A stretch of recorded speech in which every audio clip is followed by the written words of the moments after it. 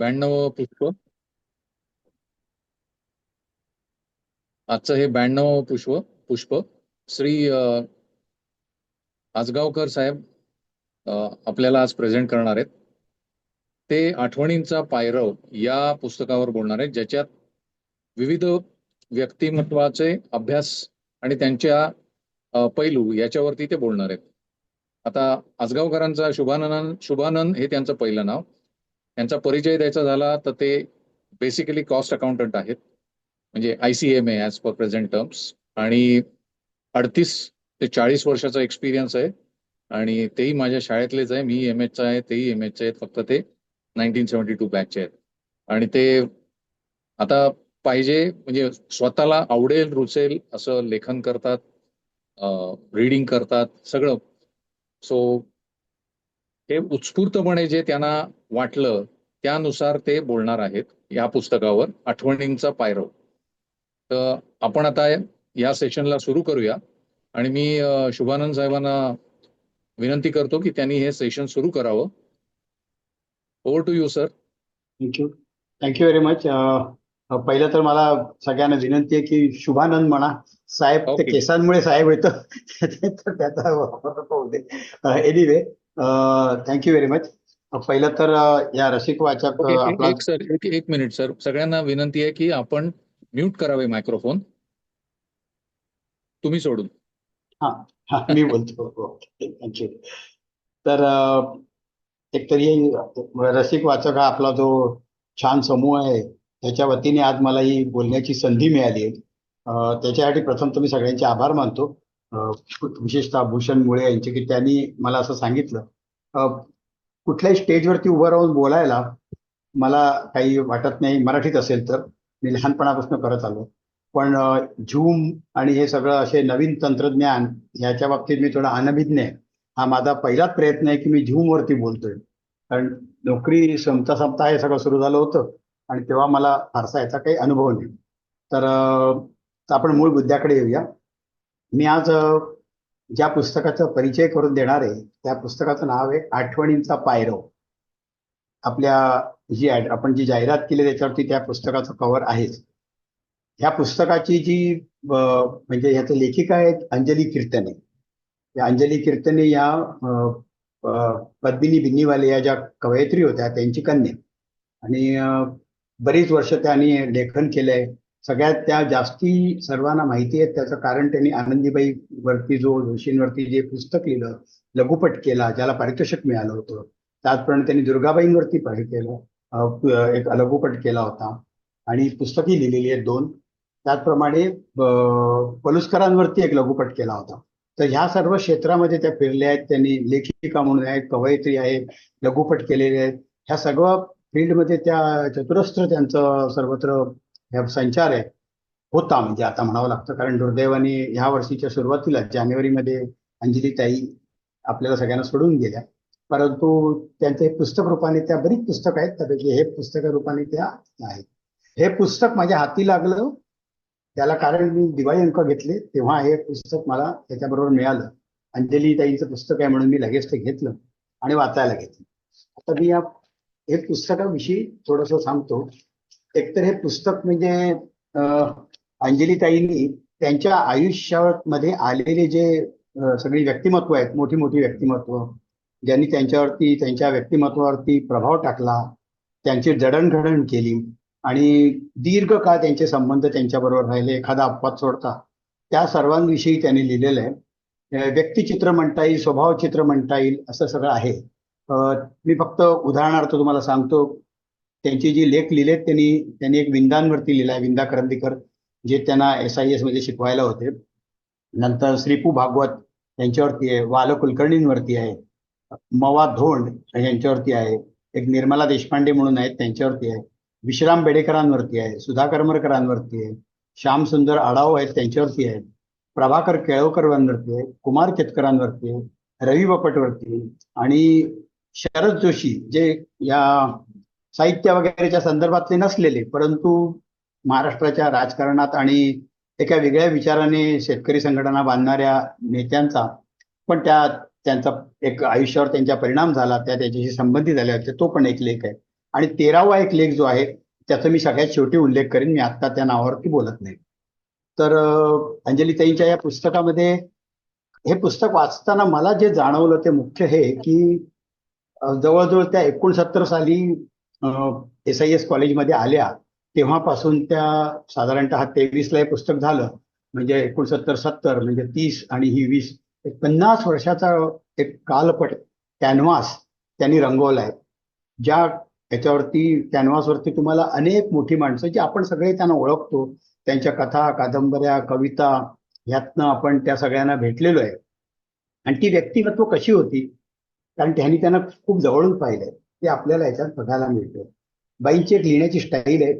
त्यांनी प्रत्येक पात्रांविषयी म्हणजे या त्यांना भेटलेल्या व्यक्तींविषयी लिहिताना काही हातचं राखून ठेवलेलं नाहीये.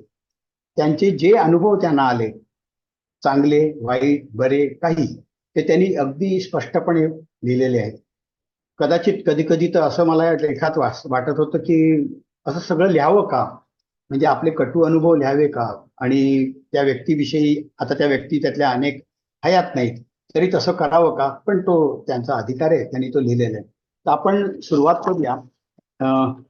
मी अगदी सुरुवात पुस्तकाचा ह्या परिचय करतोय. पुस्तकाचं विश्लेषण किंवा काय विवेचन वगैरे करण्याचे मी स्वतःला समजत नाही. मी एक रसिक वाचक आहे, वाचतो, आवडतं, त्याच्यावरनं मी लिहिलेलं आहे.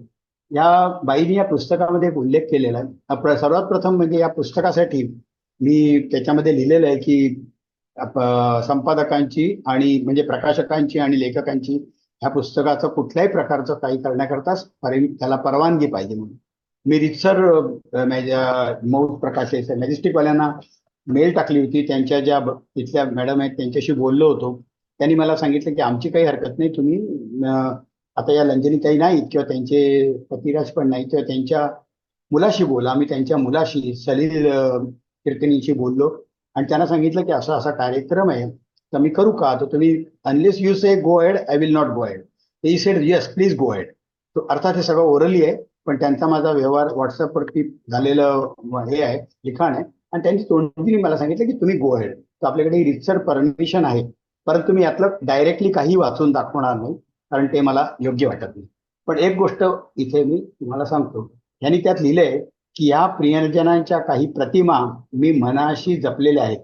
आपल्याला आलेल्या अनुभवातून त्या त्या व्यक्तीच्या प्रतिमा मनात घडत जातात. प्रतिमा हा शब्द जाणून बुजून वापरला आहे, कारण कोणताच माणूस आपल्याला पूर्णतः उमगत नाही, अगदी स्वतः सुद्धा, असं त्यांचं वर्णन आहे. तेव्हा हे त्याच्या मागचं काय म्हणता येईल प्रिमाइस आहे, त्याच्यावरती धरून आपण या सगळ्या त्यांच्या जे काही त्यांनी चित्रण केलंय व्यक्तिमत्वाचं त्याच्याकडे जाऊया.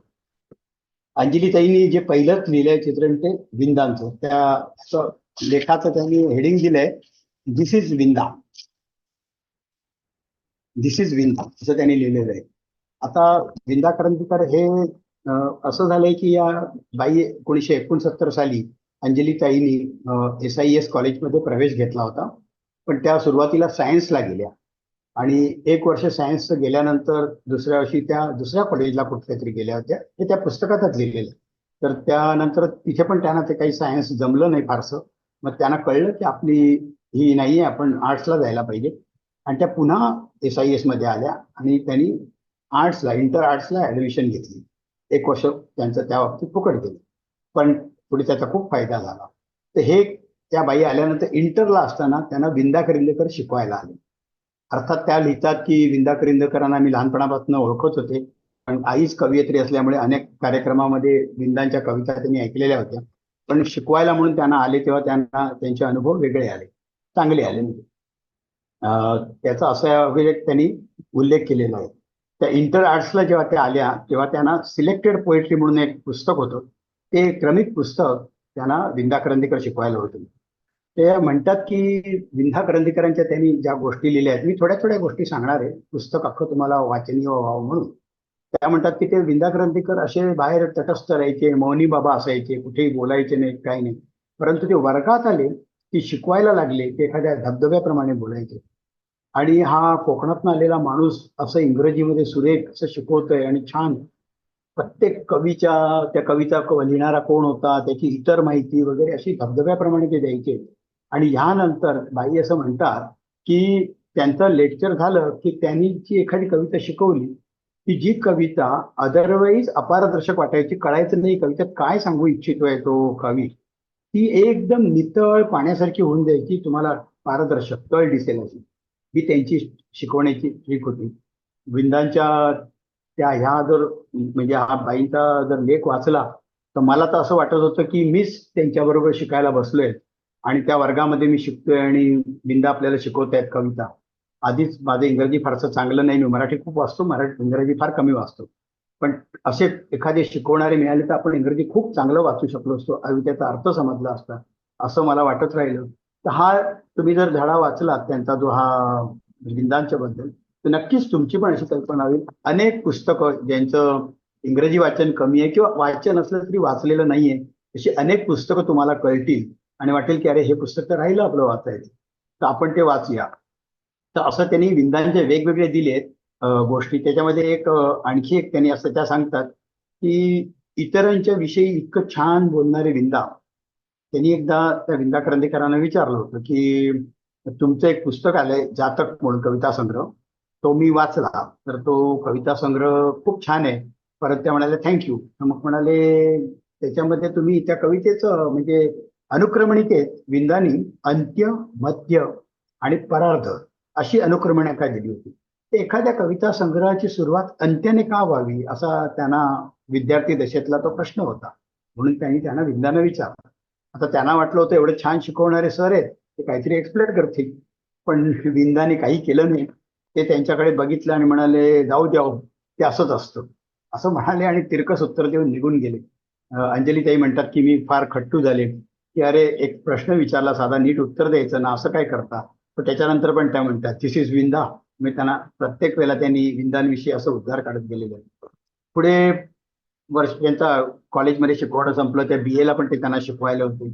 बीएची पण त्यांनी एक आठवण सांगितली की एकदा वर्गातल्या मुलांनी सगळ्यांनी मास बंकिंग केलं आणि विंदा वर्गात आले, त्यांनी बघितलं कोणी नाही आणि ते निघून गेले. त्यांना अंजलीताईंना खूप वाईट वाटलं की असं काहीतरी चांगलं शिकवायला आले असतील सर आज आणि त्यांना काही न शिकवता ते परत गेले. त्याने ठरवलं की उद्यापासून मी बसणार आणि मग परीक्षा येईपर्यंत शेवटचा तो महिना असायचा, त्या महिन्यात विंदा त्यांना 1 to 1 असं त्यांची शिकवणी झाली. हे असं सगळं त्यांनी त्यात लिहिलंय. एकदा काहीतरी प्रश्न तपासायला दिले होते, त्यात बाईंचं शेक्सपियर, ब्युटिफुल ही सगळी स्पेलिंग चुकली होती किंवा त्यांना विंदा म्हणाले होते अगं एका ब्युटिफुल गर्लला ब्युटिफुल तर स्पेलिंग तर यायला पाहिजे बरोबर. म्हणजे असं त्यांनी आपलं पण लिहिलंय की आपले विकनेस कसे आहेत असं त्या ह्याच्यात आहे. तर हा मुळातनच वाचण्यासारखा आहे.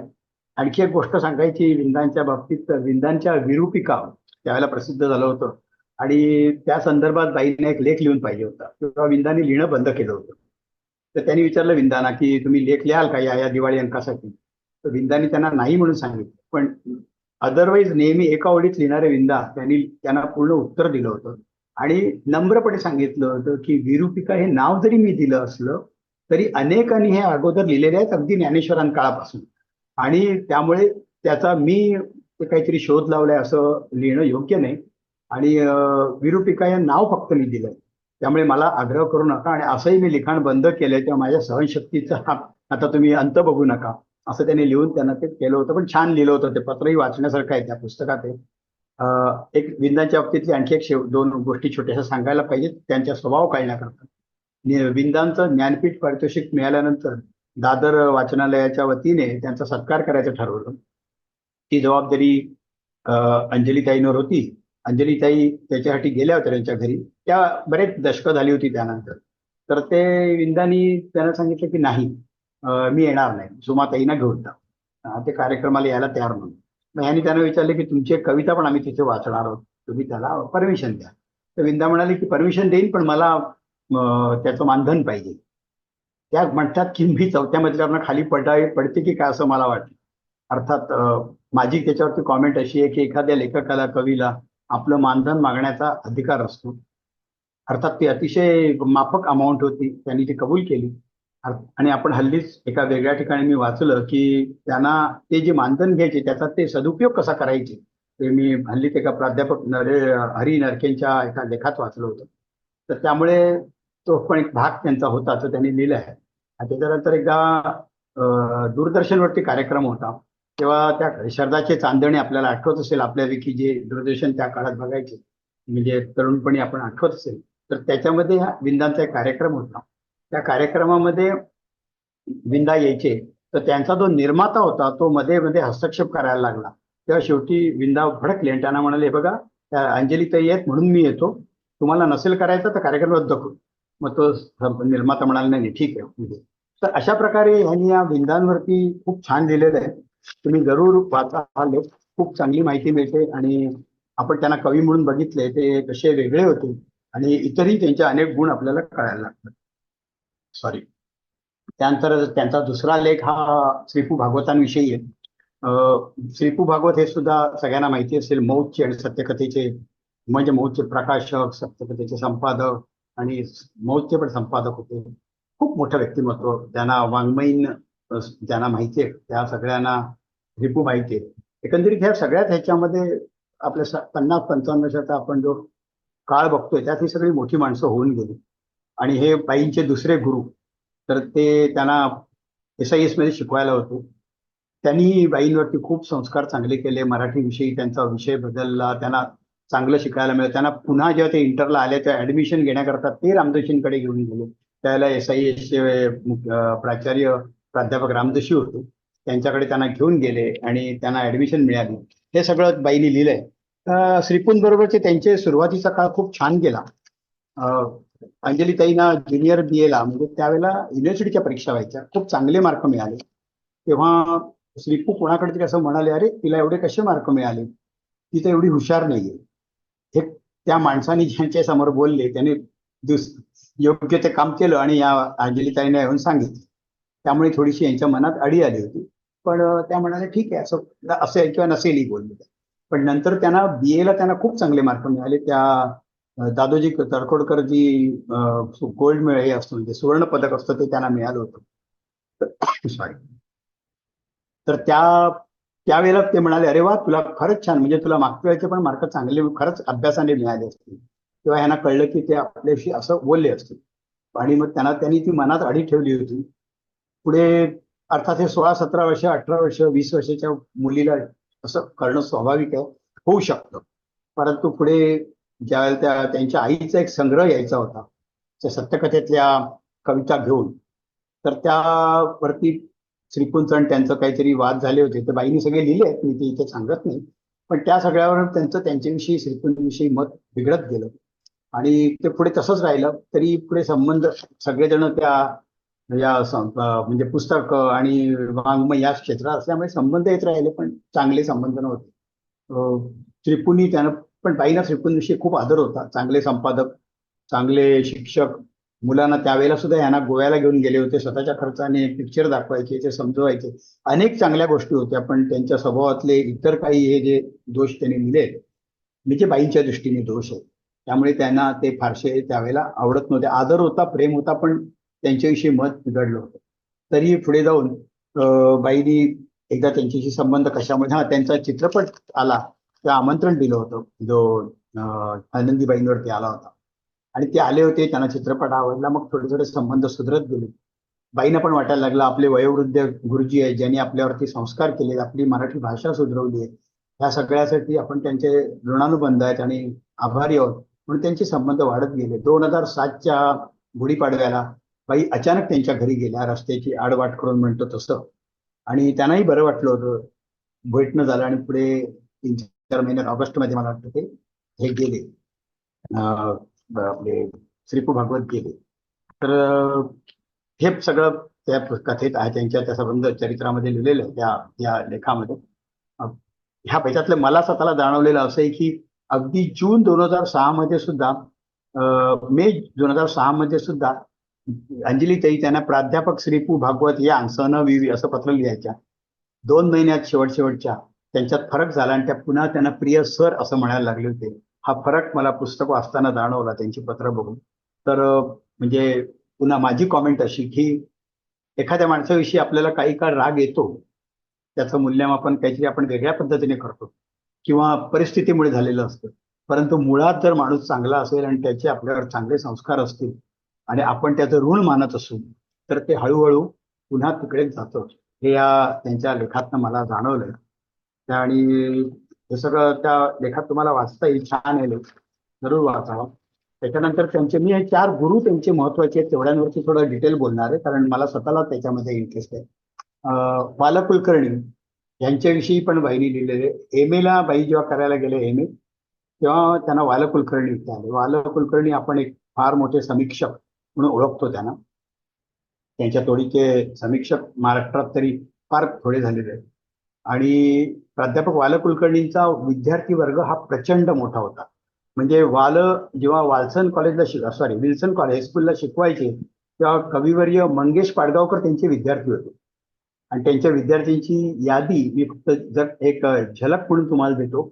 त्यांच्या विद्यार्थ्यांमध्ये होते प्राध्यापक नरहर कुरुंदकर, ज्यांना मी स्वतः अतिशय मानतो, सुधीर रसाळ, ज्ञानेश्वर नाडकर्णी, प्रभाकर पणशीकर, न्यायमूर्ती चपळगावकर, नरेंद्र चपळगाव, उद्योगपती माधव आपटे, हे सर्व वालनचे विद्यार्थी, वेगवेगळ्या स्टेजला हे सगळे त्यांचे विद्यार्थी.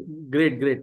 हा, आणि ही सर्व मंडळी तेव्हा हे तिकडे औरंगाबादला होते.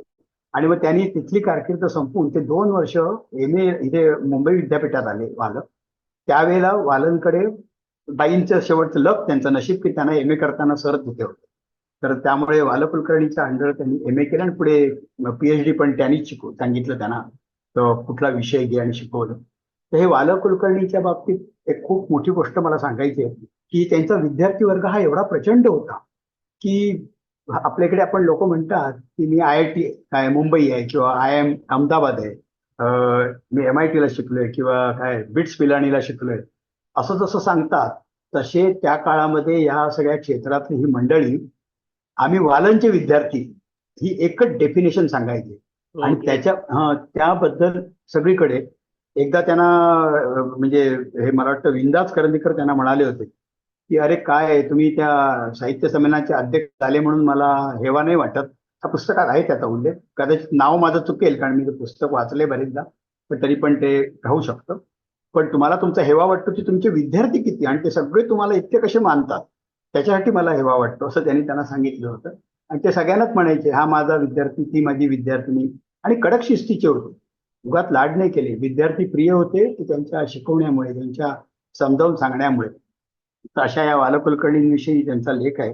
आणि एकदा त्यांना 2 सरांनी विचारलं पण होतं की अरे बाबा तुला मुलं तरी किती, हा मुलगा ती मुलगी सांगतो. तर मला असं हे सगळं त्या वालांविषयी आहे.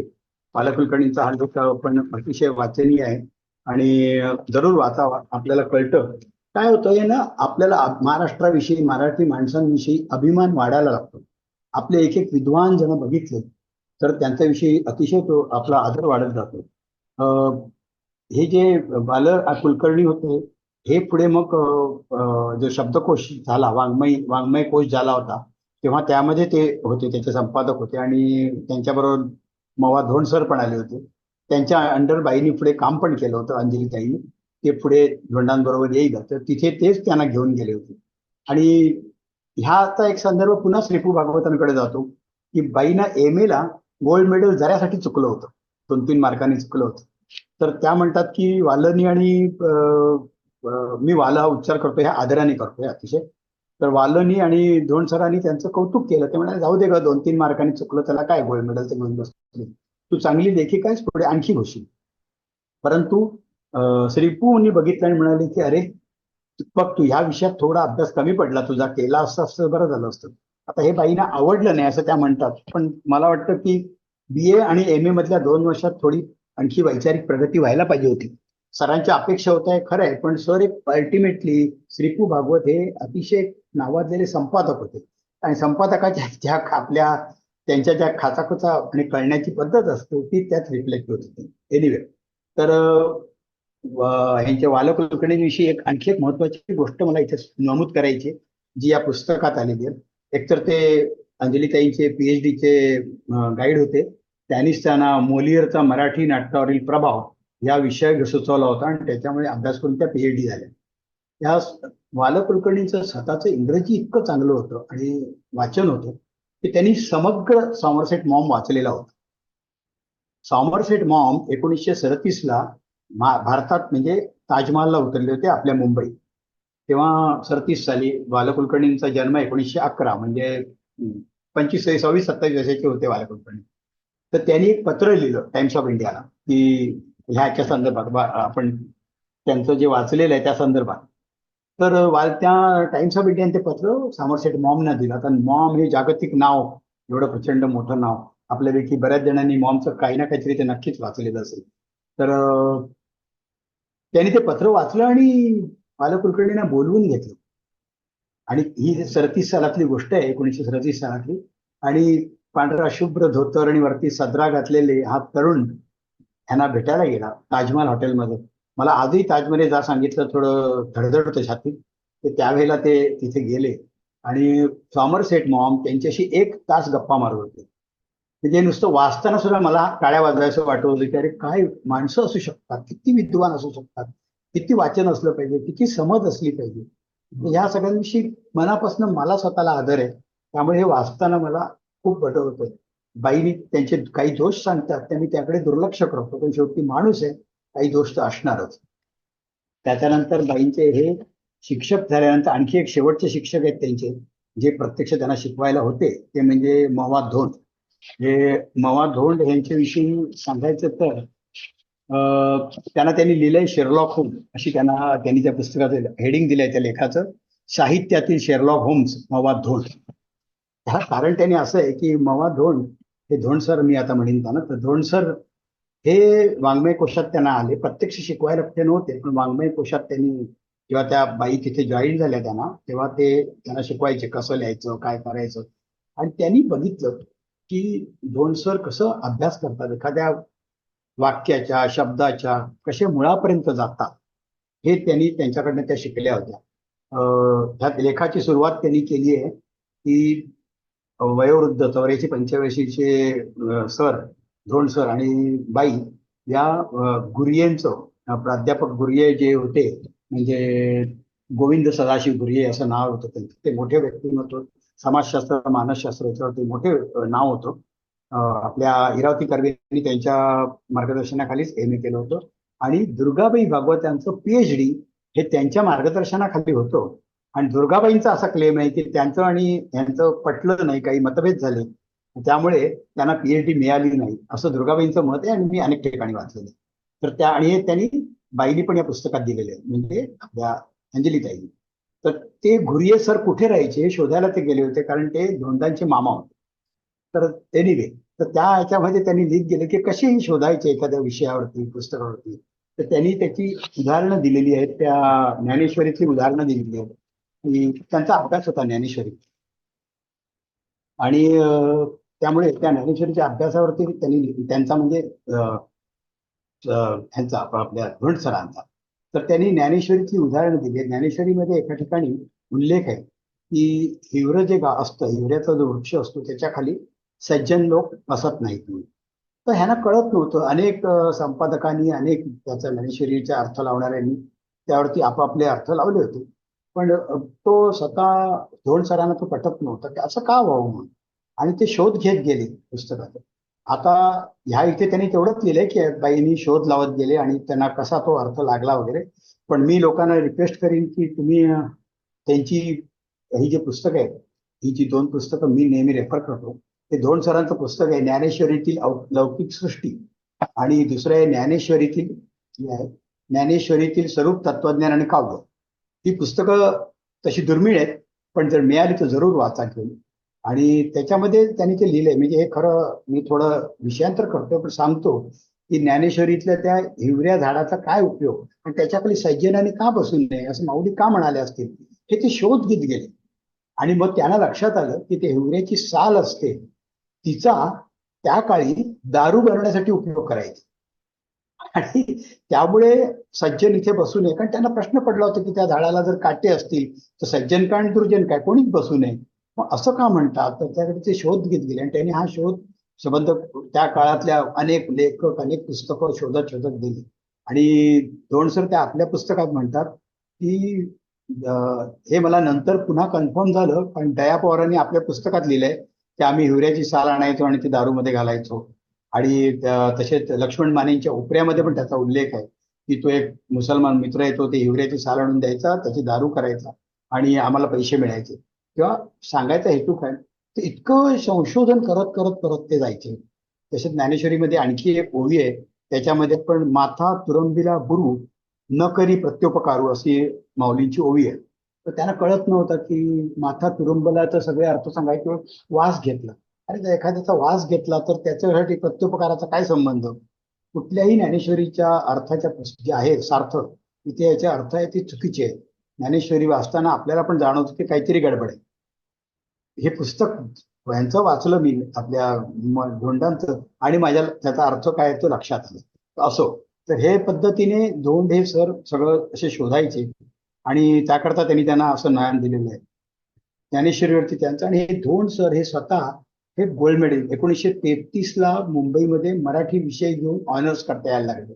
त्या वर्षाच्या पहिल्या बॅचचे पहिले विद्यार्थी हे धोंड आहेत आणि त्यांना त्यावेळेला तर्खडकर मिळालं होतं. म्हणजे ते जे अंजलीताईंना पण पुढे गोल्ड मेडल मिळालं, ते BA ला त्यांनाही मिळालं होतं आणि ते पहिले होते म्हणून त्यांना दादो पण जो काय असा शब्द ठेवला होता त्यांनी, आपले काय वालं त्यांना त्या नावाने बोलवलं, दादोजी, कारण त्यांनी ते पहिलं मिळालं होतं. तर ही सगळी विद्वान मंडळी, हे 4 गुरु त्यांच्या आयुष्यात आले ज्यांनी बाईंवरती प्रभाव टाकला. हे पुस्तकं वाचताना आपल्याला पण याचा खूप प्रभाव वाटतो. बघा, जर तुम्हाला मी जास्ती बोलतोय वाटलं तर मला प्लीज थांबवा, मी बंद पण करीन, थोडं आवृत्त घेईन, पण आता नाही नाही, बाकीच्यांवर बरोबर, व्यवस्थित चाललंय, चालू दे हा सर. चालेल. तर अशा पद्धतीने हे सगळं वाचताना तुम्हाला खूप इंटरेस्टिंग वाटेल. मी थोड्या गोष्टी सांगतोय. कारण तुम्ही बघायला गेलात, वाचायला घेतला, ते पुस्तक साधारणतः 280-90 पानाचं पुस्तक आहे. ₹450 किंमत आहे. तर तुम्ही जर पुस्तक घेतलं लायब्ररीतनं आणून वाचलं तर तुम्ही एका दमात वाचायची पण गरज नाही. एक एक लेख वाचू शकता किंवा आवडते लेख वाचू शकता. खूप छान पुस्तक आहे, तुम्हाला खरोखरच आवडेल. आता याच्यानंतर त्या बाईंचं धोंडानंतर त्यांनी निर्मला देशपांडे म्हणून माझी आई, दुसरी आई म्हणून दिलंय. त्याविषयी मी फारसं काही बोलत नाही. त्यांच्या आईची ती मैत्रीण होती आणि मग पुढे बाईंचे पण त्यांचे संबंध, बाईंचे म्हणजे अंजलीताईंचे संबंध आले आणि त्यांच्याविषयी त्यांनी लिहिलेलं आहे. पुढचा माझा आवडता विषय म्हणून मी पुढे येतो की विश्राम बेडेकर. विश्राम बेडेकरांच्या बाबतीत मला वाटत नाही की कुठलाही ज्याला वाचनाची आवड आहे त्याने रणांगण वाचलं नसेल असा मराठी माणूस मिळणं कठीण. तर ती 5 बेकिंग कादंबरी मानली जाते. माझ्या पण मी साधारणतः ती 1980 साली वाचली, त्याच्या अगोदर मलाही नव्हती मिळाली ती. तर ह्या अंजली कीर्तनींनी लिहिले की त्यांनी ती अगोदरच वाचली होती, पण तेव्हा त्यांना फारसं त्याचा अर्थ कळला नव्हता आणि आवडली होती. आणि असं वाटायचं की ह्या कादंबरीचा जो हिरो आहे तोच ती युद्धावरती आहे, महायुद्धावरती ती कादंबरी आहे, तर तुम्ही हा हिरो जो आहे तोच हा लेखक असला पाहिजे असा त्यांचा एक समज होता. आणि पुढे मग त्या पॉप्युलर प्रकाशनमध्ये जेव्हा नोकरी करत होत्या तेव्हा त्यांच्याकडे एक हे आले, म्हणजे पुस्तक आलं प्रकाश, रामदास भटकळांनी बाड आणून दिलं आणि म्हणाले की हे आपल्या विश्राम बेडेकरांचं आहे आणि त्याच्यावरती आपल्याला ते करायचं आहे. मग त्यांनी ते वाचून काढलं आणि मग त्या तोपर्यंत संपादकीय संस्कार त्यांच्यावरती झाले होते, कसं संपादन करायचं. पण त्यात खूप तरुण होत्या. विश्राम बेडेकर एवढे मोठे महान माणूस होते, पण त्या म्हणाले की एकदा त्यांच्याशी डिस्कस तर केलंच पाहिजे आपण करायचं. तर भटकळ सर म्हणाले की चला. मग त्यांनी त्या नोट्स काढल्या, ते त्यांच्या घरी गेल्या, तिथे ते त्यांना भेटल्या, त्यांच्याविषयी त्यांनी बरंच काही, म्हणजे सॉरी, विश्राम बेडेकरांच्या घरी त्यांचं बोलणं वगैरे झालं आणि मग ह्यांनी तो मूळ विषय काढला. त्यांना अपेक्षित होतं तसंच झालं. विश्राम बेडेकरांना चेहरा बदल झाला चेहरा आणि त्यांना ते थोडेसे नाराजच झाले की काय कोण पिटकुली मुलगी येऊन मला शिकवते माझ्या पुस्तकावरती, ते ठेवून द्या म्हणून सांगितलं. तर त्यांना वाटलं होतं, म्हणजे अंजलीताईंना वाटलं की आता सगळं प्रकरण हाताबाहेर जातं का, पण भटकळ हे या क्षेत्रामध्ये बरेच मुरलेले होते. ते म्हणाले काही नाही, 2 दिवस जाऊ दे. तसंच झालं. काही दिवसांनी त्यांचं उत्तर आलं, त्यांनी बोलवलं, मग आवश्यक तिथे बदल केले आणि त्यानंतर मग त्यांचे आणि अंजलीताईंचे संबंध खूप छान होत गेले. त्यांनी अंजलीताईंना पुस्तकं दिली होती वाचायला, त्यांची पुस्तकं वाचायचे आणि त्याच्यामध्ये त्यांनी बाळूताईंचा विषयी पण लिहिलेलं आहे, म्हणजे विश्राम बेडेकरांच्या पत्नी, त्या एके जमान्यातल्या फायर बँड व्यक्तिमत्व. मग त्यांच्यात एवढा फरक का झाला, हे सगळं तुम्ही त्या कथेत त्यांच्या त्या लेखातच वाचा. मी त्याचं सगळं आता उलगडा करत नाही, पण ते वाचण्यासारखं आहे सगळं. आणि त्यांच्यामध्ये असं झालं की पहिल्या ह्याची जी रणांगणच्या बाबतीत असं म्हणता येईल की रणांगणची जी पहिली आवृत्ती निघाली होती त्याला त्यांनी नावही दिलं नव्हतं. विश्राम बेडेकरांना स्वतःला नावही द्यायचं नव्हतं. त्यांना असं वाटायचं की आपलं नाव आलं की अपयश येणार नाही आणि नाव न देता सुद्धा त्या कादंबरी पहिल्या आवृत्तीत फारशी चालली नाही. पण मग दुसरी आवृत्ती जेव्हा आली तेव्हा दुसऱ्या आवृत्तीला माधव आचवल, कुसुमावती देशपांडे आणि गंगाधर गाडगीळ, नरेंद्र कुरुंदकरांनी त्याच्याविषयी उत्तम समीक्षा केली आणि मग ती कादंबरी गाजत केली. ती आजही ती टॉप क्लास कादंबरी मानली जाते. अं, तसा हा त्यांचा ती मानदंड आहे. म्हणजे आजही मराठीमधली एक मानदंड कादंबरी आहे. अगदी मी सगळ्यांना रिक्वेस्ट करेन की ज्यांनी कोणी वाचली नसेल त्यांनी जरूर वाचा. रणांगण कादंबरी वाचलीच पाहिजे. अशा मधली कादंबरी, जसं आपण म्हणतो दुर्गाबाईंचं ऋतुचक्र वाचलंच पाहिजे, तसं ती रणांगणी कादंबरी आहे. त्यानंतर त्यांनी काय झालं होतं एकदा अंजलीताईंना आपले काही पुस्तक त्यांना दिलं होतं आणि त्यांनी ठरवलं होतं की ते जोपर्यंत सांगत नाही तोपर्यंत आपण काही बोलायचं नाही. एक मिनिट जरा पाणी पितो.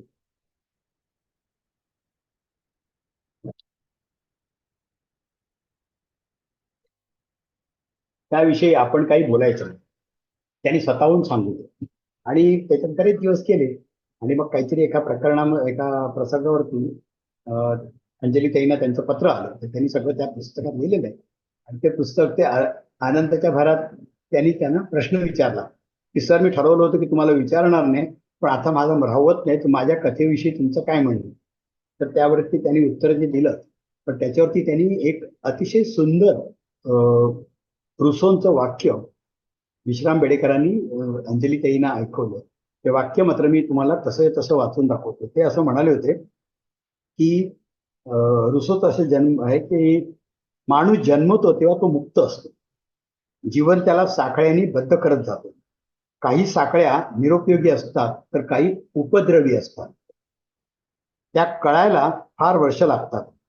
असं एक बंधन म्हणजे तुम्ही मला विचारलं तुमचा मान गळून पडला हा मी तुमचा पराभव आहे माझा विजय असं मी काही मानत नाही कारण तुम्ही त्यांच्या मनात असणार की तुम्ही फार छोट्या आहात मी वयाने मोठा आहे असेल म्हणजे असं लिहिलेलं नाही पण असेल तर त्यांचं सांगण्याचं असं आहे की उपद्रवी असतात आणि हे सगळं कळायला ती बंधनं या शृंखला तोडून टाकायला कळायला फार वर्ष लागतात. असं एक तुमचं बंधन तुटून पडलं याचा मला आनंद आहे असं त्यांनी विश्राम बेडेकरांनी अंजलीताईंना म्हणालं. आणि त्यापुढे विश्राम बेडेकर असं म्हणतात की अभिमान गिळून सहज वृत्ती होण्याची कला अजून मला साधलेली नाही म्हणजे त्यांनाही साधलेली नव्हती. म्हणजे हे सगळं वाचताना खूप छान वाटतं बघताना की या माणसांकडे हे कळत नकळत आपल्याला बरंच काही शिकवून जातं. तर असे हे विश्राम बेडेकरांविषयी पण छान लेख आहेत. सुधा करमरकरांवरती बाईंनी लिहिलंच आहे. आपल्यापैकी प्रत्येकाने सुधा करमरकरांच्या बालनाट्य कधी ना कधीतरी लिहिलंच आहे. बाईंनी त्याच्याविषयी पण लिहिलेलं आहे म्हणजे अंजलीताईंनी लेख लिहिलेला आहे. त्या म्हणतात की बालकांचं मानसशास्त्र त्यांना मोठ्यांनी केलेली छोट्यांची नाटकं नको होती त्यांना छोट्यांसाठी नाटकं हवी होती आणि ती नाटकं त्या करत गेल्या. मग अंजलीताईने आपला मुलगा सलील त्याला पण तिथे घातला होता. त्यांचं एक शिबिर होतं त्यात स्वतः त्या अंजलीताई जॉईन झाल्या आणि त्यांनी तिथे नाटकं त्यांच्याबरोबर काम केलं करण्याचं ज्याचा त्या म्हणतात की मला पुढे लघुपट बनवताना म्हणजे दुर्गाबाईंवर आनंदीबाईंवर करताना खूप उपयोग झाला. त्याचं त्यांनी त्याचं कॉन्ट्रीब्युशन म्हणून सांगितले की संवाद कसे म्हणायचे वगैरे सगळ्या गोष्टी त्यांनी त्यांना शिकवल्या त्या आपल्या सुधाताईंनी सुधा करमरकरांनी आणि आपण त्या सगळं ओळखतो. त्यांनी एक नवीन कन्सेप्ट काढली स्क्रिप्ट बँक ही त्यांची कन्सेप्ट होती. लहान मुलांसाठी कथा लिहून ठेवा मग जसं जशा उपयोगी पडतील तशी लोक अंजलीताई म्हणतात की माझ्या संशोधनाच्या कार्यात सुधाताईंचं खूप कॉन्ट्रीब्युशन आहे त्यांच्यामुळे मला हे सगळं झालं. तर हा सगळा भाग सुधाताईंविषयी आहे छान आहे तो पण लोक आपल्यासारखा आहे. नंतर एक त्यांनी श्याम सुंदर त्यांनी त्याचं लेखकाचं नाव आहे संत वृत्तीचा संशोधक श्यामसुंदर आढाव. काय झालंय बाई जेव्हा आनंदीबाईंवरती चित्रपटावरती लघुपटावरती माहिती गोळा करत होते तेव्हा त्यांना पंडिता रमाबाईंविषयी माहिती पाहिजे. म्हणजे एका संशोधनातून दुसऱ्या संशोधनाची गरज उत्पन्न होती तेव्हा ती माहिती कुठे मिळणार त्याचा सोर्स काय असं म्हणून ते शोध घेत असताना त्यांना कळलं की श्यामसुंदर आढाव म्हणून आहेत ह्या संशोधाकडे सगळे असे अनेक गोष्टी जमा केलेल्या आहेत. त्यांनी बाईंनी शोध सुरू केला मग त्यांना ते नाशिकला कळलं मग ते नाशिकला गेल्या हे आढाव साहेब त्यांना भेटले आणि वैशिष्ट्य म्हणजे ते तिकडे नाशिकला राहत होते पण ओरिजिनल त्यांचं घर मुलं बळ दादरला अंजली त्यांच्या घरापासून थोड्या अंतरावर राहत होते पण माहितीही नव्हतं. तर त्यामुळे ते त्यांच्याकडे गेल्या. ह्या संशोधकाने इतक्या गोष्टी असंख्य गोष्टी आपल्याकडे त्यावेळेला टाईपरायटरवरती लिहून ठेवल्या होत्या. कुठल्या कुठल्या संशोधन कुठे काही वाचलेला रेफरन्स पेपर काय, आणि खूप आधी एकदम निरीच्छ वृत्तीने ते गोळा करून ठेवलेलं. सॉरी. तर हे असं ते संशोधनाचं काम, त्यांच्याकडे कोणी जेन्युइन संशोधक गेला तर ते त्याला देऊन टाकायचे, सांगायचे वाच. अट त्यांची एकच होती की बाबा तुझं काम झालं की मला आणून परत दे. त्यांचा अनुभव असा होता की काही लोक तेही करायचे नाही, आपलं काम संपलं की त्यांना परतही द्यायचे नाही. परंतु याविषयी त्यांनी खूप चांगलं लिहिलेलं आहे. आणि आपल्याला बरं वाटतं की अशी पण काही माणसं असतात की आपल्याला, मला ते नावही माहिती नव्हतं, मला या पुस्तकामुळे कळलं आणि त्यांच्याविषयी आदर निर्माण झाला की अशी काही माणसं असतात की जी चुपचाप काम करत असतात फॉर नो रिझन, आणि मग त्याचा कोणाला तरी उपयोग होतो. ती संत वृत्ती खरोखरच त्यांच्याकडे होती. आणि त्या असं म्हणतात की अशोक पटवर्धनांनी जेव्हा निर्मिती क्षेत्रात आले, बाईंचे आधीचे सहकारी, तेव्हा अंजलीताईंचे, तेव्हा त्यांनी रमाबाईंवरती एक चित्रपट, एक फिल्म बनवली होती. तेव्हा त्यांनी या आढाव साहेबांना विचारलं होतं की रमाबाई कशा दिसायच्या, तर त्यांनी सांगितलं आपल्या अंजलीताई दिसतात ना तशा. म्हणून अंजलीताईंना त्यांनी त्या चित्रपटामध्ये थोडा भागासाठी काम पण दिलं होतं. तर या आढावांनी त्या रमाबाईंना प्रत्यक्ष बघितलेलं होतं. तर ह्याविषयी पण हा लेख खूप छान आहे. त्याच्यानंतर त्यांचा एक पुढचा लेख आहे पत्रस्नेही प्रभाकर केळवकर. हे केळवकर ही राजस्थानमधली फॅमिली आपल्या माहीम केळवमध्ये येऊन राहिले होते. तिथून त्यांनी ते नाव घेतलं केळवकर, आणि त्यानंतर ते कोल्हापुरात राहायला गेले. हे पत्रस्नेही म्हणून बाईंनी लिहिलं. काय झालं होतं, ती बाईंना कोल्हापूरच्या छत्रपतींनी एका हॉस्पिटलमध्ये, नाव आहे मी नाव विसरलो, पण त्या हॉस्पिटलमध्ये त्यांना लेडी डॉक्टर म्हणून अपॉइंट केलं होतं. पण आनंदीबाईंचं अकाली निधन झाल्यामुळे ती जागा रिक्त होती. तर त्याच्यानंतर त्या जागेवरती एक कृष्णा केळवकर नावाच्या डॉक्टरबाई आल्या. ते 1901 वगैरे सालातली गोष्ट आहे. तर अंजलीताईंना शोध घ्यायचा होता की या कृष्णा केळवकर बाईंना डॉक्टर होताना आनंदीबाईंसारखा त्रास झाला का, समाजाचं काय होतं, ही सगळी माहिती त्यांना त्यांच्या संशोधक वृत्तीतनं त्यांना ते हवं होतं, आणि त्याकडे ते शोध घ्यायला सुरुवात केली. तर तेव्हा त्यांना कळलं की कृष्णाताईंचा भाचा म्हणजे हे प्रभाकर केळवकर हे कोल्हापुरात आहेत, आणि एका सोर्समधनं त्यांना ते कळलं. त्यांच्या घरी गेल्या, त्यांना भेटल्या आणि त्यांना विचारलं. त्याच्या आधी त्यांनी यदी फडकेंचं आणि आणखी एक लेखक नाव आहे मी विसरलो, पुस्तकात रेफर करता येईल पण मी आता बघत नाही तेवढ्या वेळा. तर ते यदी फडकेंच्या एका लेखात आणि आणखी एकाच्या लेखात त्याचा उल्लेख होता. मग त्यांना कळत नव्हतं ते असं कसं झालं म्हणून त्यांनी विचारलं, तेव्हा ते म्हणाले की बरोबर आहे, आनंदीबाईंच्या अकाली निधनानंतर 15 वर्ष ती जागा रिक्त होती. त्यानंतर या आल्या, या कृष्णाताई आल्या. त्या कृष्णाताईंनी आपल्या सगळ्या भावंडांना मोठं केलं. प्रसिद्ध डॉक्टर होत्या त्या, आणि त्यांचं लग्न कार्य न करता आपल्या वडिलांना वचन दिलं होतं म्हणून आपली मुलं मोठी केली. मुलं म्हणजे आपली भावंड. त्यांची भावंड एकापेक्षा एक विद्वान होती. एकाने ते शाळा चालवली होती ती, म्हणजे त्याचं सगळं तुम्हाला वाचताना खरोखर आपल्याला भरून येतं. त्या काळामध्ये लोकांनी काय काय केलंय शिक्षणासाठी, लोकांच्या शिक्षणासाठी. खरोखर म्हणजे हॅट्सऑफ म्हणतात ना, ते या लोकांना खरोखरच करावं. तर त्यापैकी हे प्रभाकर जे ज्यांच्या विषयी यांनी लिहिलंय, त्यांच्या हत्या होत्या. हा लेख मला वाटतं ह्या एकाच लेखामध्ये त्या अंजलीताईंनी त्या केळवकरांवरती काही दोष दाखवलेले नाहीयेत. नाहीतर त्यांच्या प्रत्येक लेखात काही ना काहीतरी त्याचे माणसाचे दुसरे गुण जे असतात, त्याला आपण अवगुण नाही म्हणता येणार, तर काही जे आपल्याला पटत नाही तसे गुण असतात ते दाखवले. पण ह्यांच्या केळवकरांच्या बाबतीत तसं काही झालं नसावं त्यांना, किंवा तो त्यांचा पिरियड फार कमी असावा. पण त्यांनी त्यांच्याविषयी खूप छान लिहिलेलं आहे. अगदी वाचण्यासारखा लेख आहे. म्हणजे या आपल्या या अंजली कीर्तने ताई या 100% नास्तिक, त्या देवधर्म करणाऱ्या नाही, पण एका त्यांच्या फिल्म संबंधात त्यांना नेलं आणि त्याचं ते फार छान झाला तिथे तो प्रोग्राम. त्याच्याकरता त्यांना हे देवळात घेऊन गेले केळवकर, अंबाबाईच्या, आपल्या कोल्हापूरच्या अंबाबाईच्या देवळात. आणि मग त्या अंबाबाईच्या देवळामध्ये त्यांनी आरतीचं तबक त्यांच्या हातात दिलं. त्या म्हणतात आली का पंचायत, मी तर नास्तिक, पण त्यांनी केवळ ह्यांच्यासाठी आणि त्यांना बरं वाटावं म्हणून ती आरती केली होती, असं त्यांनी त्याच्यात उल्लेख आहे. तर हे सगळं वाचताना आपल्याला बरं वाटतं, कोण कोणाला कसे उपयोगी पडतात आणि काही कारण नसताना करतात. त्याच्यानंतर नेक्स्ट त्यांचं आहे ते आहे 10वा लेख आहे, विपुल परिणी, संपादक कुमार केतकर. हा विपुल परिणी हा शब्द सुद्धा धोंडांचा शब्द आहे. हे मगाशी एक गोष्ट त्या शब्दांवर नाही आलं, आठवलं म्हणून पुन्हा सांगतो. हे मावा दोन शब्द खूप सुंदर शोधायचे. त्यांनी आपल्याला सगळ्यांना माहिती आहे, आपण म्हणतो अरे काय बेचिराग झालं. तर धोंडांनी त्याची शोध लावला की तो बेचिराग हा शब्द नाहीये, तो मूळ शब्द बेचिराग आहे.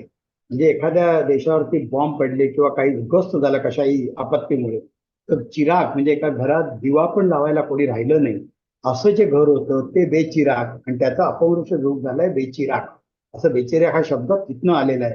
हा त्यांनी शोध लावला होता. तसं लागे बांधे, लागे म्हणजे वाट, असं त्यांनी त्याचा अर्थ लावला होता. ते आता हा विपुलपर्णी शब्द त्यांचा आहे म्हणून मला त्या दोन गोष्टी पण आठवल्या. तर असं बरंच काही काय आहे या पुस्तकात, खरंच मजा येते वाचायला. तर विपुलपर्णी संपादक म्हणून त्यांनी कुमार केतकरांवर लिहिलं आहे. कुमार केतकरांचं नाव घेतल्यानंतर अनेक जणांना पटणार नाही, परंतु कारण त्यांची संपादकीय कारकीर्द लोकसत्ता, पहिली महाराष्ट्र मध्ये लोकसत्ता मधली त्यांची अग्रलेख हे बऱ्याचदा वादग्रस्त ठरले आहेत, अनेकांना न आवडणारे ठरले, राजकीय मतं वेगवेगळी होती.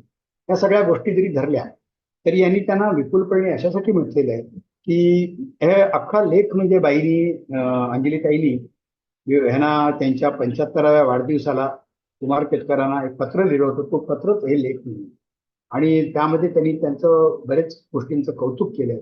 त्यातील एक मोठी कौतुकाची गोष्ट अशी आहे की त्या म्हणतात की अक्षरशः विरोधी असलेली मतं, म्हणजे ह्यांनी त्यांच्या 100% विरोधातली मतं दिली होती आणि ती त्यांनी छापली होती. तर त्यांचा आग्रह असायचा की मला पटत नाही तुमचं मत, पण मी तुमचा आग्रह छापणार. आणि अशा पद्धतीने त्यांचं हे सगळं वृत्तपत्रात होतं.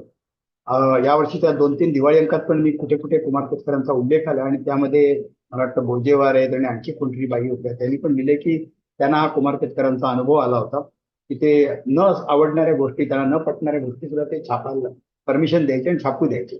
असं त्यांनी हे सगळं दिलंय. आणि त्या म्हणतात की ते स्टॅलिनिस्ट होते, स्टॅलिनचे होते, पण पुढे ते बदलत बदलत कसं बदललं हा पण त्यांना एक इंटरव्ह्यू मध्ये विचारलं होतं. आणि त्याचं त्यांनी समर्पक उत्तर दिलेलं आहे की आपण कसे बदललो. आपण रशियात गेलो, बघितलं, रशियातलं ते सगळं बघितल्यानंतर आपला भ्रमनिरास झाला आणि आपण तिथनं आपलं मत बदलत गेलं. असं सगळं त्यांच्याविषयी पण हा एक छान लेख आहे तो. ह्या लेखात सुद्धा त्यांनी खरं कौतुक केलंय संबंध लेखकर, परंतु एका ठिकाणी अंजली कीर्तने म्हणतात की त्यांचा इंटरव्ह्यू घेत असताना त्यांनी एक काहीतरी नेहरूनी शेतीची वाट लावली वगैरे असं संदर्भातलं कोणाचं तरी विधान त्यांना ऐकवलं, आणि त्या क्षणात हे भडकले हे कुमार केतकर, आणि ते रागाच्या भरात त्यांचा तो उद्रेक त्यांनी बघितला. त्या म्हणतात की एखाद्या, अंजलीबाई म्हणतात की तो उद्रेक बघून मला लक्षात आलं आणि ते लगेच शांत पण झाले. पण त्या म्हणतात मला कळलं की एखाद्या नाजूक क्षणी एखादा माणूस त्याच्या स्वभावातला एखादा गुण झपकन वरती येतो, आणि कुठल्याही माणसाविषयी आपली जी काही आपण त्याविषयी कल्पना मांडत असतो ती भ्रामक न राहता, त्यांची प्रतिमा भ्रामक न राहता थोडी वेगळी प्रतिमा आपल्या मनात येते, आपण त्याच्यापासून बचावले जातो. आता पुन्हा हा लेख वाचताना अनेकांना आपली आपली मतं तपासून बघता येतील, आपल्याला काय वाटतं ते. त्याच्यानंतर त्यांचा पुढचा आहे तो डॉक्टर रवी बापटांवरती आहे, केएमचे रुग्णालयाचे सुपुत्र बापट, रवी बापट आपल्या इथे बऱ्याच जणांना माहिती असतील. सबंध आयुष्य त्यांनी या रुग्णांची सेवा, पर्टिक्युलरली गरीब रुग्णांची सेवा करण्यात काढलं. त्यांचं मला वाटतं वॉर्ड नंबर 5 तर प्रसिद्धच आहे. तर केईएम मध्ये बाई प्रथम डॉक्टर म्हणून, म्हणजे त्यांच्याकडे आपल्या डॉक्टर म्हणून गेल्या होत्या, पुढे स्नेह जमला आणि मग रवी बापटांबरोबर त्यांचं सगळं खूप छान संबंध आले. असं त्यांनी ते सगळं दिलंय त्यांच्या वेगवेगळे. त्यांनी एकदा तर त्या हॉस्पिटलमध्ये एक ऑपरेशन बघायला गेलं, तेव्हा त्या रवी बापट यांनी त्यांना विचारलं की अगं बाई तू आतमध्ये येतेस पण तुला ते रक्त बिक्त बघवेल का. तर त्या म्हणाल्या त्यात काय काय नाही होणार, आणि जरी झालं तर तू आहेस ना तिथे. ते भडकले, ते म्हणाले काय आहे तिथे, तुझ्या नाकाला तू बेशुद्ध पडली तर तुझ्या नाकाला काय कांदा लावू का थिएटर लावू, मी काही करणार नाही, यायचं असेल तर असं ये, असं ते म्हणाले. पण ते म्हणाले की काहीच असं झालं नाही, आणि त्यांनी बघितलं. रवी बापटांना खरं तर पायलट व्हायचं होतं, पण ते त्यांची ते एखाद्या टेस्टमध्ये सगळं झालं होतं, पण शेवटच्या मेडिकल टेस्टमध्ये त्यांना त्या रंगाच्या छटा ओळखण्यामध्ये थोडा प्रश्न आला आणि ते होऊ शकले नाहीत. पण ते देशाचं भाग्यच म्हणायचं, की मुंबईकरांचं भाग्य म्हणायचं की केईएमला एवढे मोठे डॉक्टर आपल्याला मिळाले, आणि फार चांगले डॉक्टर. माझे मित्र किंवा आपल्यापैकी अनेकांचे मित्र जर कोणी केईएम मध्ये डॉक्टर झाले असतील, मला स्वतःचे मित्र आहेत आणि त्यांच्याबरोबर केईएमला जायचं, की ज्या आदराने डॉक्टर बापटांविषयी बोलायचे त्या रवी बापटांना, मी त्यांना प्रत्यक्ष भेटलेलो आहे रवी बापटांना एकदा एका कार्यक्रमामध्ये, आणि ज्यांनी माझी ओळख करून दिली त्यांनी सांगितलं होतं की हा शुभानंद तुझा फॅन आहे. तर त्यामुळे माझी त्यांची ओळख झाली होती. म्हणजे तात्पुरती ओळख म्हणता येईल, मला काय ते लक्षात ठेवणं, पण ते झालेली होती. तर हे कधीही पैशाच्या मागे न लागता या माणसाने आयुष्यभर केलं, ते बाईंनी या लेखामध्ये लिहिलेलं आहे. त्याच्यानंतर त्यांचा एक शेवटचा म्हणजे 12वा लेख आहे, शेवटून दुसरा म्हणतोय मी सध्या, शरद जोशी. ह्या संबंध म्हणजे काय म्हणतो आपण त्याला, वाङ्मय, पुस्तकं, या सगळ्यातली बाई ह्या शरद जोशींची कशा संबंधित झाल्या असा मलाही प्रश्न पडला. तो त्यांनी त्याच्यात उल्लेख केलाय की एका कुठल्या तरी बाई ह्या आयन रँडची जी फिलॉसॉफी आहे ॲटलास रजवाल्यांची, त्या फिलॉसॉफीचं समर्थक, 100% नास्तिक आणि मुक्त अर्थशास्त्राच्या समर्थक. तर एका समारंभात एका ठिकाणी वादविवाद स्पर्धा होती, स्पर्धा नाही म्हणता येणार त्याला, एक परिसंवाद होता असं म्हणता येईल. त्यामध्ये कुमार केतकर आणि या शरद जोशी बोलणार होते, एकाच विषयाच्या दोन बाजू. तर बाई त्या तिथे होत्या, अंजलीताई, यांची तिथे शरद जोशींची ओळख झाली. मग पुढे पुढे वाढत गेला आणि मग त्यांना शरद जोशींनी त्यांच्या संघटनेचं सेक्रेटरी पण केलं होतं. इथपर्यंत ते सगळं पुढे गेलं. पण मग त्यांचा जेव्हा तो जाहीरनामा ठरवायचा ठरवला, त्याच्यामध्ये ॲज युजल बाईंनी आपली मतं त्याच्यात बदल, चेंजेस वगैरे सुचवले. ते काही जोशींना पटले नसावेत, कारण जोशींनी मग हळूहळू त्यांचे संबंध कमी केले. तर त्या असं म्हणतात की हे जे म्हणजे हे शरद जोशी आहे, तर त्यांचे, आपण आता सगळ्यांनी त्यांचा अंगारवाटा वाचलेला असेल आणि किंवा विजय परुळकरांनी त्याच्यावरती लिहिलेलं होतं योद्धा शेतकरी म्हणून पुस्तक, 1980-81 सालात वगैरे आलं होतं. आणि त्याच्यानंतर अंगारवाटा तर भानू काळेंचं सगळ्यांनीच वाचलं असेल. शेती विषयक आणि शेतीच्या संदर्भात समजून घ्यायचं असेल तर ते पुस्तक वाचणं आवश्यक आहे. अर्थशास्त्र पण कळतं शेतीचं आणि आपल्या खरोखरच शेतकऱ्यांचं काय होतं याची बाजू कळते. छान पुस्तक आहे अंगारवाटा, ते पुस्तक पण वाचायला हरकत नाही, त्याचा इथे उल्लेख आहे. तर त्याच्यामधलं त्यांनी एक उदाहरण दिलंय की जेव्हा हे जोशी साहेब ह्याला होते स्वित्झर्लंडला, तेव्हा तिथे ते एका बरोबर बुद्धिबळ खेळायचे आणि नेहमी जोशी जिंकायचे आणि तो माणूस हरायचा. एके दिवशी काहीतरी डाव बदलले आणि त्या दिवशी जोशी सगळे गेम हरले आणि तो माणूस जिंकला. तेव्हापासून त्याशी खेळणं बंद केलं. असं ह्यांना असं वाटतं की असंच काहीतरी आपल्या लेखाविषयी झालं असेल. आपण जे त्यांना सांगितलं होतं, म्हणजे सुचवले होते बदल त्यांच्या संघटनेच्या जाहीरनाम्यामध्ये, ते त्यांना आवडले नसतील आणि त्याच्यावर चर्चा करायची त्यांची इच्छा नव्हती. त्यासाठी ह्या लेखामधली म्हणजे असं झालं असावं असा यांचा अंदाज आहे. पण त्यांचा ते आयुष्यात त्यांच्या ते आले आणि तसेच ते निघून गेले. त्यानंतर त्यांना एकदा ते भेटले होते आणि त्यांना भेटणार म्हणजे जाऊन बोलावं असं त्यांना वाटत होतं. पण तेवढ्या जोशी काहीतरी होते त्यांच्याबरोबर निघून गेले आणि थोड्या दिवसात त्यांचं निधन झालं. त्यामुळे त्या बाईने एक चुटपुट लिहिली की एका विद्वान माणसाबरोबर आपण होतो, त्यांनी ते जाहीरनाम्याविषयी चर्चा केली असती आणि आपल्याला समजावून सांगितलं असतं की माझं काय चुकतं, तर खूप बरं झालं असतं असं त्यांनी लिहिलंय. पण जोशींचा तसा स्वभाव नव्हता. आपण ओळखतो त्या जोशींना अनेक लेखांमधनं आणि त्यांच्या एकंदरीत त्यांचं ओपन बुक होते ते. जोशी म्हणजे सर्वसामान्य माणसाला माहिती होतं, त्यातनं आपण शिकतो. पण यामध्ये त्यांनी जे एक सांगितलंय की म्हणजे मला पुस्तकात त्यांचं एक वाटलं की ते जोशी मुंबईच्या समारंभात आले असताना, एका त्यांच्या मेळाव्याला आले असताना आजारी पडले. मग या अंजली कीर्तने त्यांना डॉक्टरकडे घेऊन गेल्या, ते बरे, दुसऱ्या दिवशी त्यांना घरी घेऊन गेले. हल्ली आपण सगळीकडे एक शब्द वापरतो, सगळेजण बरोबर या शब्दाला सोबत हा शब्द वापरतात आणि चांगलं मराठी आपण वाचलेलं असेल तर आपल्याला तो खटकतो की काय आहे सोबत, सोबत काय सगळ्यांबरोबर. तर ह्या लेखामध्ये अंजली कीर्तनेनी शब्द इतका समर्पकपणे वापरलाय. हे आजारी होते, दुसऱ्या दिवशी त्यांना बरं वाटते म्हटल्यानंतर ते परत अंगारमळ्यात त्यांच्या त्या गावाला जायला निघाले. तेव्हा त्यांच्या बरोबर जे लोक होते ते म्हणाले की तुम्ही आलात तर बरं होईल. आणि ह्या म्हणतात की मी आणि सतीशने म्हणजे अंजलीताईंच्या मिस्टरांनी आम्ही पण ठरवलं की त्यांच्या सोबत जायचं. तिथे हा शब्द बरोबर आहे, सोबत. आणि त्यांच्या बरोबर जे आले होते ते त्यांच्या बरोबर होते असं त्यांनी शब्द वापरला. त्या सोबत आणि बरोबर मधला फरक त्या लेखात सहजपणे आपल्या लक्षात येतो. मला जो मी नोटीस केला म्हणून मी इथे विशेषपणे सांगतो. त्या दोन शब्दामध्ये फरक आहे, तो त्यांनी तिथे सुरेख वापरला. तर आणि शरद जोशींच्या वरती संपता संपता त्यांनी जो लेख संपवलाय तेव्हा त्यांना विंदांच्याच कविता आठवली होती आणि त्या कवितेचे त्यांनी लिहिलेलं आहे. मी पुस्तकात रेफरन्स वाचणार नाही म्हणून मी ते वाचत नाही, पुस्तकात तुम्ही जरूर वाचा. ती पुस्तकाची त्यांनी विंदांवर केली आणि मग त्यांनाच आश्चर्य वाटलं की ह्या पुस्तकाची सुरुवात मी विंदांपासून केली आणि एंड करताना शरद जोशींवरती पण मला स्वतःला विंदाच आठवावी, हे म्हणजे एक योगायोग म्हणता येईल असं. तर असं या संबंध पुस्तकाविषयी आहे. आणि आता मी तिसऱ्या शेवटच्या त्यांनी जे व्यक्तिमत्व लिहिलंय त्याच्याकडे येतो. ते अतिशय दुर्दैवी आहे.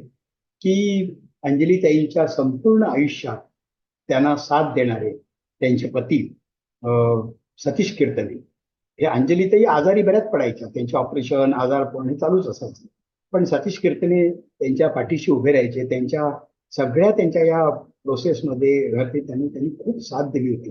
अतिशय स्वतः विद्वान होते, त्यांना सगळं येत होतं, परंतु बायको आपली अधिक चांगलं लिहिते, अधिक चांगलं करू शकते, तिच्या क्षेत्रामध्ये तिला नाव करता येतं, याकरता ते त्यांच्यासाठी झटत राहिले. असे सतीश कीर्तने हे बाईनं कायम वाटायचं की सतीश जन्मभर आपल्याबरोबर असणार. दुर्दैवाने त्यांना स्वादुपिंडाचा आजार झाला, कॅन्सर झाला, आणि ते बाई जाण्याच्या अगोदर ते गेले. ही दुर्दैवाची गोष्ट आहे. त्या म्हणतात, त्यांनी त्यांच्याविषयी लिहिलेलं आहे की त्यांच्या ऊर्जेची ते ज्योत होते. आणि हा लेख माझ्याकडे, ह्या पुस्तक जेव्हा पूर्ण होत आलं होतं बाईंचं, हे म्हणजे पायरो हा शब्दवालं पुस्तक, तर हे पुस्तक संपताना बाईंनी, त्यांनी त्यांचं पुस्तकाचं म्हणजे कॉपी बघितली पण होती, पूर्ण छापून नव्हतं झालेलं, त्याचं मुखपृष्ठ बघितलं होतं. ह्या पुस्तकामध्ये सतीश कीर्तने पण येतील असं त्यांनी कधी कल्पनाही नव्हती केली अंजलीताईंनी. दुर्दैवाने त्यांचं एक पुस्तक येण्याच्या अगोदरच निधन झाल्यामुळं त्यांनी त्यांच्यावरती पण हा लेख लिहिला आहे. आणि बरोबर तो 13वा लेख आहे. जरूर वाचण्यासारखा लेख आहे. खरं तर म्हणाल तर माझी कॉमेंट अशी आहे की बिचारा सलीलचं मला वाईट वाटतं की 45 वर्षाचा मुलगा आई आणि वडील पाठोपाठ जावे, हे थोडं दुर्दैवाचीच गोष्ट आहे. तर असं हे संबंध पुस्तक आहे. या पुस्तकामध्ये अनेक ठिकाणी अनेक गोष्टी वाचनीय आहेत, चांगल्या आहेत. एक मोठं तुम्हाला बघितल्यासारखं वाटतं या गोष्टीमध्ये. काळखंड आपल्या समोरून जातो, कसं होत गेलं, काय होत गेलं, ही माणसं कशी होती, या सगळ्यांचे त्यांनी दिलेले या कॉन्ट्रीब्युशन या समाजाला, हा सगळं वाचताना खूप बरं वाटतं. आता मी फक्त या पुस्तकाच्या पहिल्या नावाकडे येतो. मला वाटतं मी सुरुवातीला बोललो नसेल तर राहून गेलो असेल. हा आठवणींचा पायरव हा शब्द जो आहे हा कुठून आला असा मला प्रश्न पडला होता. तर मी बोललो काही आधी पायरव संबंधी? नाही सर, आणि ते हॅलो, तुम्ही पुस्तकचं मुखपृष्ठ पण दाखवा ना सगळ्यांना. दाखवतो. हा, हे बघा, हे फक्त मिस्टर दिसतंय, हे हो हो, मुखपृष्ठ आहे. दिसतंय हा दिसतंय. हा, तर या मुखपृष्ठात त्यांनी आठवणींचा पायरव हा शब्द वापरलाय. मराठी डिक्शनरीत पण याचा अर्थ आहे, आणि आपण साधारणतः तो शब्द म्हणजे आठवणी आल्या त्याचं काय म्हणतात, दाटून येणं वगैरे या संदर्भात आपण वाचतो, चाहूल म्हणतात, तसं मराठी अर्थ आहे डिक्शनरीमध्ये. पण मला स्वतःला वाटतं, कारण मी ज्ञानेश्वरी वाचतो, त्यामुळे मला 6व्या अध्यायात ज्ञानेश्वरांनी योगाचं सगळं सांगितलेलं आहे की योगासनं कशी करावी, त्याच्यासाठी जागा कशी निवडावी, बसावं कसं. खूप ओव्या आहेत, छान ओव्या आहेत. बाकी ज्ञानेश्वरी नाही वाचली तरी योगासनांनी वाल्यांनी ते जरूर वाचावी, तो 6वा अध्याय. तर 6व्या अध्यायात त्यांनी सांगितले की जागा अशी निवडा की तिथे कमीत कमी पायरव असेल. तर म्हणून मी तो अर्थ बघितला की तिथे ज्ञानेश्वरी त्याचा अर्थ वर्दळ या अर्थाने आहे. आणि मग बाईंनी त्यांना त्यावेळेला वालंनी सांगितलं म्हणून त्यांनी ज्ञानेश्वरीवरती आपलं टिप्पणी केली होती, ज्ञानेश्वरीवरती लेख लिहिला होता. कदाचित त्यावेळेच्या अभ्यासात त्यांना हा शब्द आवडला असावा. पण हा शब्द बघितल्यानंतर मला खूप आवडायला लागला आणि मला आठवलं की हा ज्ञानेश्वरीत आहे शब्द. तर हा माझा अंदाज आहे, त्यांच्या मनात वेगळं, पण अर्थ तोच होतो. या सगळ्या आठवणी त्यांच्या मनात दाटून आल्या होत्या, त्या या सगळ्या आठवणींचं हे त्यांचं आहे. आता एक शेवट करण्यापूर्वी मी एक बाईची त्यांनी लिहिलेलं एक वाक्य वाचून दाखवतो की त्या म्हणतात की प्रियजनांच्या मृत्यूनंतरही त्यांच्या आठवणींचा पायरव ऐकू येत राहतो. ती माणसं नसतानाही असतात. कल्पनेच्या पातळीवर आपण त्यांच्या सहवासात असतो. त्यांच्या शब्दांचा गुंजारव आपल्या मनात चालू असतो. हे त्यांनी जे लिहिलेलं आहे ते खरं आहे. आणि ह्यांच्या अशा अर्थाने आपण म्हणाल तर ती सगळ्यांची चरित्रच त्यांनी लिहिलेली आहे. पण ही चरित्र अशा अर्थाने न घेता त्यांना जसे दिसले, प्रतिमा त्यांना जशा दिसल्या तसं लिहिलंय. त्या म्हणतात त्यांच्या स्वतःच्या पहिल्या जे मनोगत लिहिले त्या म्हणतात की हा खंड संपूर्ण माणूस नव्हे, मला ज्या खिडकीतनं जो जसा दिसला तेवढंच माझं आभाळ आहे, त्या आभाळात मला काय दिसलं ते मी हे लिहिते. तेव्हा मुळातच हे पुस्तक जरूर वाचावं. तुम्हाला, मला वाटतं मी जे काही सांगितलं थोड्या थोड्या प्रमाणात मला जे समजलं ते मी तुमच्यापर्यंत पोहोचवण्याचा प्रयत्न केला. आणि सगळ्यांनी ऐकून घेतलं, यस आपल्या रसिक वाच्यांनी मला संधी दिली त्याबद्दल पुन्हा एकदा सगळ्यांचे आभार मानतो. आणि माझं बोलणं मी इथे थांबवतो.